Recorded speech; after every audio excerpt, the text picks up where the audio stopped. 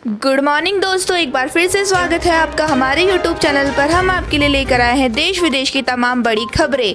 तो लास्ट तक हमारे इस चैनल पर बने रहिए। हमारी वीडियो को लाइक करें, शेयर करें और कमेंट करके ज़रूर बताइए आपको हमारी वीडियो कैसी लगती है। तो दोस्तों चलो शुरू करते हैं आज के पहले मुख्य समाचार। दिल्ली में गिरी निर्माणाधीन बिल्डिंग, मलबे में दबे 7 मजदूर, एनडीआरएफ का रेस्क्यू ऑपरेशन जारी। तो दोस्तों राष्ट्रीय राजधानी दिल्ली में सोमवार को बड़ा हादसा हो गया है। दक्षिणी दिल्ली के सत्य निकेतन इलाके में एक बिल्डिंग गिर गई है। इस हादसे में 7 मजदूर मलबे में दब गए हैं। हादसे की सूचना पाकर राष्ट्रीय आपदा मोचन बल की टीम भी मौके पर पहुंच गई है। एनडीआरएफ ने राहत और बचाव अभियान शुरू कर दिया है। जानकारी के मुताबिक सत्य निकेतन इलाके में एक भवन के निर्माण का कार्य चल रहा था। मजदूर काम में जुटे थे। इसी दौरान निर्माणाधीन भवन का कुछ हिस्सा भरा कर गिर पड़ा। मौके पर काम कर रहे मजदूर को समझ ही नहीं पाए। बताया जा रहा है कि वहां काम कर रहे 7 मजदूर निर्माणाधीन भवन के मलबे में दब गए हैं। और बताया जा रहा है कि 36 साल के नसीम, 25 साल के गुल्फ राज, 22 साल के बिलाल, 23 साल के अरमान, 21 साल के असलम समेत कुल 7 मजदूर मलबे में दब गए हैं। सभी बिहार के अररिया जिले के निवासी बताए जा रहे हैं। एनडीआरएफ की टीम ने 7 में से 4 मजदूरों को मलबे में से निकाल लिया है। घटना की सूचना पाकर दिल्ली फायर ब्रिगेड ने तत्काल 4 दमकल मौके पर भेज दिए। मौके पर एनडीआरएफ की टीम को भी भेजा गया।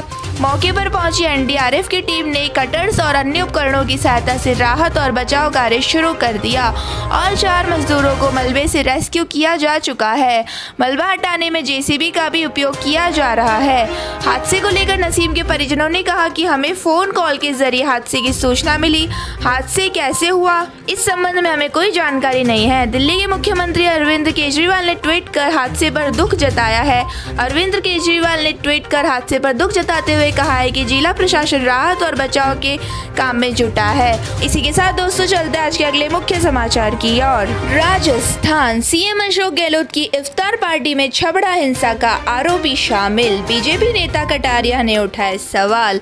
तो दोस्तों राजस्थान का 12 के छबड़ा में अप्रैल 2021 में हुई सांप्रदायिक हिंसा का आरोपी मुख्यमंत्री अशोक गहलोत आवास पर रमजान के मौके पर इफ्तार में शामिल हुआ। इस पर बीजेपी नेता गुलाब चंद कटारिया ने एक बार फिर प्रदेश के मुखिया अशोक गहलोत पर निशाना साधा है। कटारिया ने कहा है कि प्रदेश के मुख्यमंत्री अपना वोट बैंक पक्का करने के लिए किसी भी स्तर तक जा सकते हैं। गहलोत के आवास पर आयोजित रोजा इफ्तार दावत रखी गई, जिसमें प्रदेश भर से मुस्लिम समाज के प्रमुख लोगों को दावत दी गई। इस दौरान दावत में छबड़ा हिंसा के आरोपी भी मौजूद था, जिस पर कई मामले दर्ज है। इससे लगता है कि मुख्यमंत्री अब राजस्थान को सांप्रदायिकता की आग में झोंकना चाहते हैं।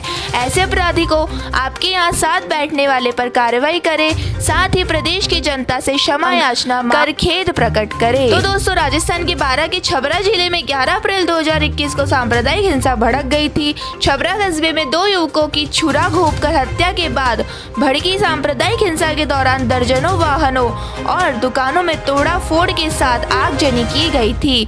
पुलिस ने हालात को काबू पाने के लिए इंटरनेट को बंद कर दिया था और साथ ही कर्फ्यू लगा दिया था। दरअसल दोनों पक्षों में चाकूबाजी की घटना को लेकर विवाद हुआ था। अब अलीगंज और आजाद नगर में दुकानें बंद करने को कहा गया है। तब हिंसा भड़की।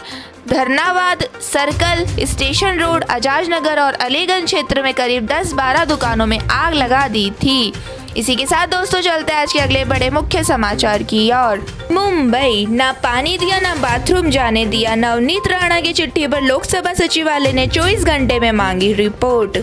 तो दोस्तों महाराष्ट्र में जारी हनुमान चालीसा और लाउड स्पीकर विवाद के बीच उद्धव ठाकरे के खिलाफ बीजेपी के अभियान के बीच चर्चा में आज अगर कोई चेहरा सबसे आगे है तो वो है निर्दलीय सांसद नवनीत राणा का।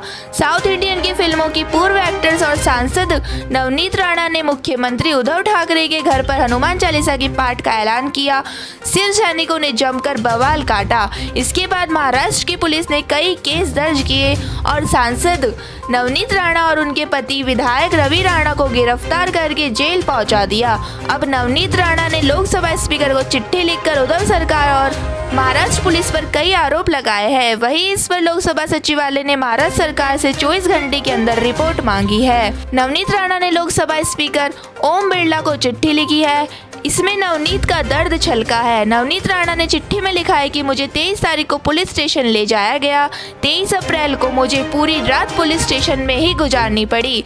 रात को मैंने कई बार पानी पीने के लिए मांगा, लेकिन रात भर मुझे पानी नहीं दिया गया। नवनीत ने आगे बड़ा आरोप लगाते हुए कहा है कि मौके पर मौजूद पुलिस स्टाफ ने कहा कि मैं अनुसूचित जाति की हूँ, इसलिए वह मुझे उसी ग्लास में पानी नहीं दे सकते जिसमें वे लोग पीते हैं। मतलब मुझे मेरी जाति की वजह से पानी के लिए ही तरसना पड़ गया।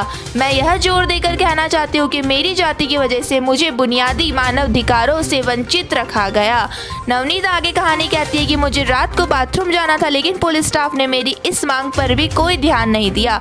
फिर मुझे गाली दे दी, कहा कि नीचे जात वालों को वे अपना बाथरूम इस्तेमाल नहीं करने देते हैं। नवनीत ने लोकसभा स्पीकर को चिट्ठी में कहा कि उद्धव ठाकरे के नेतृत्व में चल रही शिवसेना सरकार अपने हिंदुत्व के सिद्धांतों से पूरी तरह से भटक चुकी है। ये लोग जनता के उस भरोसे को तोड़ने की कोशिश कर रहे हैं जिसके आधार पर ये सत्ता में आए हैं।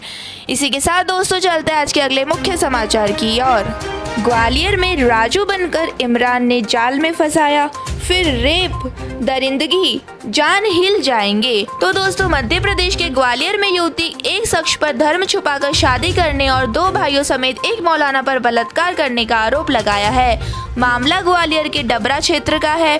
एक लड़की ने आरोप लगाया कि इमरान खान ने अपनी असली पहचान छुपाकर शादी से पहले ही उसे गर्भवती कर दिया। जानकारी के मुताबिक लड़की हिंदू है और इमरान खान उससे राजू जाटव बनकर मिला। रिपोर्ट के मुताबिक दोनों के बीच दोस्ती हो गई और वो करीब आ गए। महिला ने बताया कि शादी से पहले ही इमरान खान ने उसे गर्भवती कर दिया। इमरान उर्फ राजू से उसकी पहली मुलाकात जनवरी 2021 में जहांगीरपुरा डाबरा मदरसे के पास हुई थी। महिला के मुताबिक इसके बाद राजू उर्फ इमरान खान उससे बात करने लगा और दोनों करीब आ गए। 15 जून 2021 को आरोपी इमरान खान उसे गाड़ी से ग्वालियर से डबरा ले गया, जहां उसने कोल्ड ड्रिंक में नशीला पदार्थ पिलाकर उसके साथ दुष्कर्म किया।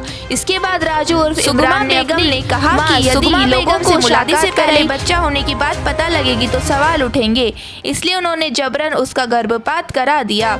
इसके बाद 18 सितंबर 2021 को ग्वालियर के सिटी सेंटर के एक होटल में शादी की पार्टी भी रखी गई। हिंदू रीति रिवाज से दोनों की शादी कराई गई, जिसके बाद कुछ दिन तक सब ठीक रहा और उसके बाद उसे इमरान खान की सच्चाई का एहसास हुआ। पीड़िता के मुताबिक इमरान खान के भाई पुन्नी और अमन खान ने भी उसके साथ दुष्कर्म किया और तीनों भाई लगातार उससे रेप करते रहे। जब उसने इमरान खान की मां सुगमा बेगम को इसकी जानकारी दी तो उसने हंसी मजाक में सब कुछ टाल दिया। इसके बाद मौलाना ओस्मा खान घर आया और उसने कहा कि हिंदू रीति रिवाज से की गई शादी उनके धर्म में मान्य नहीं है, इसलिए मुस्लिम रीति रिवाज से शादी करनी होगी और उसने दोबारा निकाह कराई। पीड़िता का दावा है कि उसके पति इमरान खान की मौजूदगी में ही मौलाना ओसामा खान ने उसके साथ दुष्कर्म किया, जबकि पति कमरे के बाहर खड़े होकर रखवाली करता रहा। महिला ने बताया कि इस दौरान वो दोबारा गर्भवती हो गई, जिसके बाद सास ने उसे सीढ़ियों से धक्का मार दिया, जिस वजह से उसका फिर से गर्भपात हो गया। 20 अप्रैल को हमेशा की तरह उसका देवर पुन्नी खान कमरे में आया और दुष्कर्म करने के बाद कमरे की कुंडी खुली छोड़कर चला गया, जिसका फायदा उठाकर वो ससुराल से भाग निकली। लड़की ससुराल से भागकर अपनी बहनों के घर पहुंची और उसने पूरी घटना की जानकारी दी। पीड़िता के परिजनों ने उसके बाद महिला को थाने पहुंचकर आरोपी और उसके परिवार के खिलाफ केस दर्ज करवाया।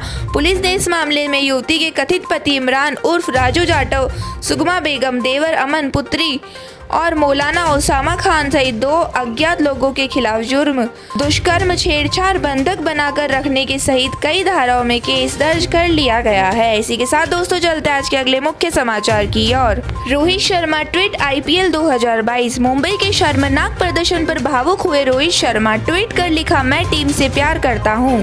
तो दोस्तों इंडियन प्रीमियर लीग के इतिहास की सबसे सफल टीम मुंबई इंडियंस इस सीजन में लगभग बाहर हो गई है।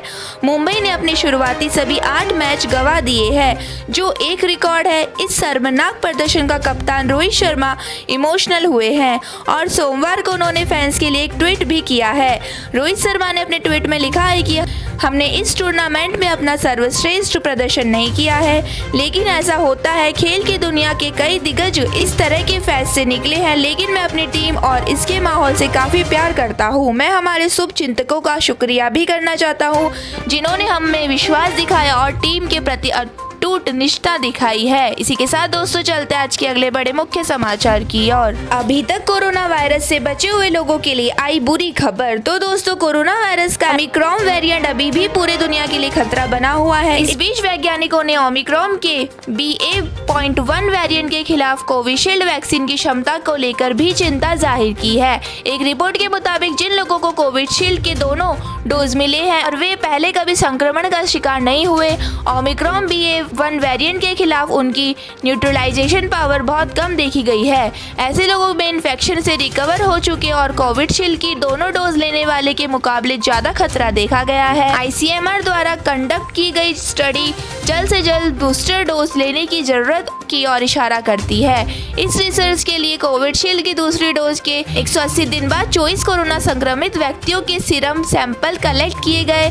साथ ही 17 ऐसे लोगों को भी सैंपल दिए गए जिन्हें कोरोना नहीं हुआ था और वे कोविशील्ड की दोनों डोज ले चुके थे।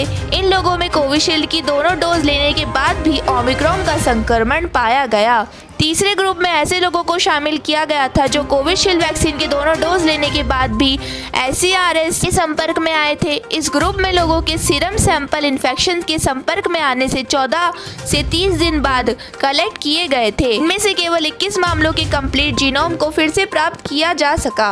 इसी के साथ दोस्तों चलते हैं आज के अगले बड़े मुख्य समाचार की ओर। केंद्र सरकार की फ्री लैपटॉप स्कीम, आपको भी आया है ये मैसेज, जाने सच्चाई। तो दोस्तों केंद्र सरकार छात्र छात्राओं को फ्री में लैपटॉप दे रही है। फिर तो हर कोई इस योजना का लाभ उठाना चाहेगा। लोगों के मोबाइल पर इससे जुड़े मैसेज आ रहे हैं। दरअसल फ्री लैपटॉप योजना को लेकर लोगों को मैसेज भेजा जा रहा है। अगर आपके पास भी इस तरह के मैसेज आए तो फिर से सावधान हो जाए। इस खबर की सच्चाई कुछ और ही है। तो दोस्तों वायरल हो रहे एक टेक्स्ट मैसेज में यह दावा किया जा रहा है कि भारत सरकार सभी छात्रों के लिए मुफ्त में लैपटॉप की योजना लेकर आई है। मैसेज में इस योजना का लाभ उठाने के लिए रजिस्टर करने की सलाह दी गई है। मैसेज के साथ एक वेबसाइट लिंक भी दिया गया है जिसे भरने के लिए कहा जा रहा है। लेकिन अगर आपको फर्जीवाड़े से बचना है तो इस मैसेज को बिल्कुल इग्नोर करें क्योंकि यह मैसेज बिल्कुल फर्जी है। केंद्र सरकार फ्री लैपटॉप जैसी योजना नहीं चला रही है। इस तरह के मैसेज को इग्नोर करें और आसपास के लोगों को भी जागरूक करें। अगर आप इस फर्जी मैसेज के साथ दिए लिंक को ओपन कर अपनी निजी जानकारी को साझा करते हैं तो ठगी का शिकार हो सकते हैं। इसी के साथ दोस्तों चलते हैं आज के अगले बड़े मुख्य समाचार की ओर। यूपी वाराणसी एयरपोर्ट पर जूतों से मिला 48 लाख का सोना, वीडियो देख हो जाएंगे हैरान। तो दोस्तों वाराणसी के लाल बहादुर शास्त्री इंटरनेशनल एयरपोर्ट पर शारजाह से आए 2 यात्रियों के पास से कस्टम टीम ने 48 लाख रुपए से अधिक का सोना बरामद किया है। दोनों यात्री अपने जूते के तले में सोना छुपाकर शारजाह से वाराणसी पहुंचे थे। वाराणसी एयरपोर्ट पर कस्टम टीम के एक्सरे के दौरान पकड़े गए। संबंधित धाराओं में मुकदमा दर्ज कर दोनों यात्री को सोमवार को जेल भेज दिया गया। मिली जानकारी के मुताबिक शारजाह से वाराणसी आने वाली एयर इंडिया एक्सप्रेस के विमान से वाराणसी पहुंचे यात्रियों की कस्टम टीम की ओर से जांच की जा रही है। एक्सरे जांच के दौरान कृष्ण कुमार नामक यात्री के जूते के अंदर से सोना रखे होने की जानकारी मिली। कस्टम टीम ने उसे खोलकर देखा तो उसमें से 395.400 ग्राम सोना बरामद हुआ जिसकी कीमत 21.35 लाख बताई गई। इस तरह इस विमान से वाराणसी पहुंचे हरेंद्र प्रताप नामक यात्री का भी एक्सरे किया गया। एक्सरे के दौरान हरेंद्र प्रसाद के जूते में भी सोना रखे होने की जानकारी मिली। कस्टम टीम ने हरेंद्र प्रसाद के जूते में से 495.600 ग्राम सोना बरामद किया। बरामद सोने की कीमत 26.76 लाख रुपए बताई गई। दोनों यात्रियों के खिलाफ संबंधित धाराओं की मुकदमा दर्ज कर कस्टम टीम की ओर से सोना जब्त कर लिया गया। इसके बाद दोनों को मुख्य न्यायाधीश मजिस्ट्रेट के कोर्ट में पेश किया गया जहां से दोनों को जेल भेज दिया गया है। इसी के साथ दोस्तों चलते हैं आज के अगले बड़े मुख्य समाचार की ओर। मोदी सरकार की 8 साल पूरे होने पर बीजेपी देश भर में करेगी कार्यक्रम, नड्डा महासचिवों संघ भी करेंगे बैठक। तो दोस्तों बीजेपी ने प्रधानमंत्री नरेंद्र मोदी के नेतृत्व में सरकार की 8 साल पूरे होने के मौके पर 26 मई को देश भर में कार्यक्रम आयोजित करने की योजना बनाई है। इसके तहत बीजेपी अध्यक्ष शाम को पार्टी के राष्ट्रीय महासचिव की बैठक बुलाई। अगले महीने मोदी सरकार के दूसरे कार्यकाल के 3 साल भी पूरे हो रहे हैं। इस मौके पर देश भर में कई कार्यक्रम आयोजित किए जाएंगे। 26 मई 2014 को नरेंद्र मोदी ने प्रधानमंत्री पद की शपथ ली और देश की बागडोर बीजेपी के नेतृत्व में बनी एनडीए की सरकार के हाथ में चली गई। नरेंद्र मोदी सरकार ने कई ऐसे जन कल्याणकारी काम की शुरुआत करने का दावा किया जो पहले नहीं हुए। बीजेपी का कहना है कि सरकार ने देश में उज्ज्वलता, जन धन, हर घर नल जैसी कई ऐसी योजनाओं को चालू करने का दावा किया जिससे जमीनी स्तर पर बदलाव आया है। सरकार अपनी तमाम योजना के सहारे न्यू इंडिया बनाने की और देश को ले जाने का दावा कर रही है। सरकार आज़ादी के 75 साल पूरे होने को लेकर अमृत महोत्सव भी मना रही है। इससे पहले कांग्रेस नेता राहुल गांधी ने बीजेपी सरकार के 8 साल पूरे होने को लेकर बीजेपी सरकार पर निशाना साधा। उन्होंने ट्वीट पर कहा कि 8 साल की बड़ी चर्चा के परिणाम स्वरूप भारत के पास केवल 8 दिनों का कोयला भंडार है। कांग्रेस नेता राहुल गांधी ने दिल्ली और मध्य प्रदेश के हिंसा प्रभावित इलाकों में बुलडोजर के इस्तेमाल को लेकर सरकार पर हमला किया और प्रधानमंत्री नरेंद्र मोदी से नफरत के बुलडोजर बंद करने और बिजली संयंत्रों को चालू करने का आग्रह किया। तो दोस्तों, यह थे आज के मुख्य समाचार। हमारी वीडियो को ज़्यादा से ज़्यादा लाइक करें, शेयर करें, कमेंट करके बताएं आपको हमारी वीडियो कैसी लगी। धन्यवाद।